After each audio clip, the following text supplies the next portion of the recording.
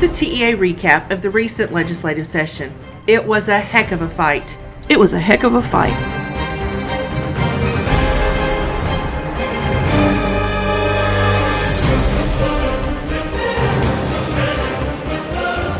We were there that day, a 49-49 House tie vote on vouchers, watching operatives scramble, threaten, and entice.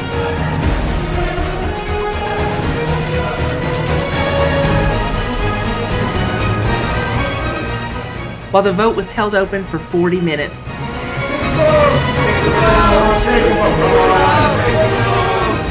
Vouchers finally got the 50 votes needed. But what a joke. More than 20 versions of the voucher bill during the session, passing by one vote in 4 separate committees, aided by misinformation, political threats, and strong-arm tactics. And it's no surprise why vouchers needed all this underhanded effort. Tennesseans hate them. Anti-voucher calls and emails flooded the General Assembly, more than 3-1 against. That's why the bill exempts almost all of the state. Legislators knew it was political poison to bring vouchers back home. One ugly tactic by Governor Lee was using pork barrel sweetheart deals to gain votes. Our tax dollars used to undercut our schools. Our tax dollars. Our tax dollars. Another tactic was intimidation and fear in the hallways of the State House. A bully culture, aided by privatization groups and their goons on the public payroll in Speaker Casta's office, eavesdropped, surveilled, and threatened legislators. Turns out that corruption does have a price in Tennessee. Since the end of the session, the goons have been fired one by one, and now the Speaker himself is being forced to resign. Investigations are underway on how privatization groups worked and money flowed. Pyrrhic victory, anyone? Oh, man. Because we fought it at every step, the voucher bill has many last-minute amendments and twists, creating fundamental flaws in the legislation. The bill only applies to Nashville and Memphis. A 2012 municipal school district law only for Shelby County was found unconstitutional in federal court because the General Assembly can only pass statewide laws except when local governments ask. Bill backers knew this problem because at the end of the last amendment, they added a clause that prevents vouchers from going statewide if the courts strike the Nashville-Memphis targeting down. Now the voucher fight goes to the courts, and finally to the ballot box. There are important victories, too. The kindergarten portfolio system has been, let's face it, a disaster. Just listen. There are other ways to measure children, and this is not it.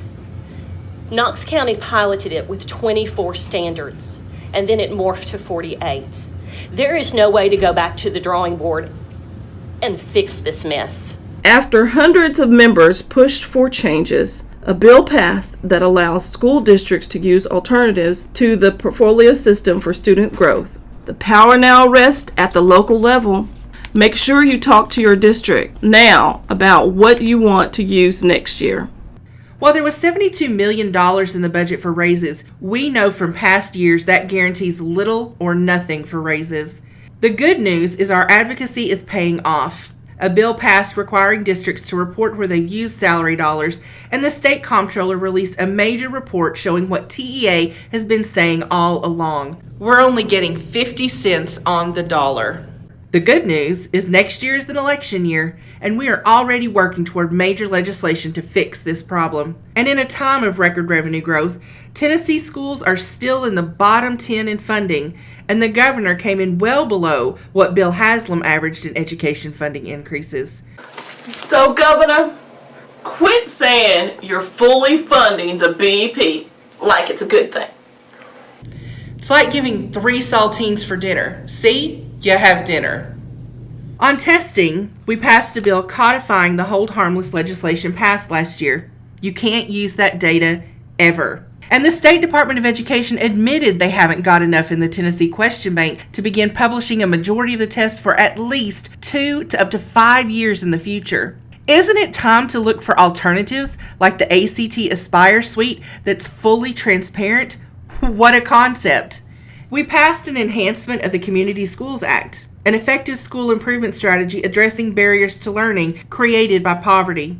There are so many service silos: housing, food, healthcare, and employment. All these family issues impact learning, but dealing with them outside of the school doesn't often help students. Community schools break down the silos and let the schools become the focal point to help children and families, and this pays off in better student outcomes.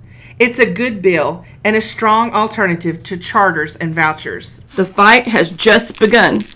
And let there be no mistake about TEA leading the fight. Because the privatization industry attacked us.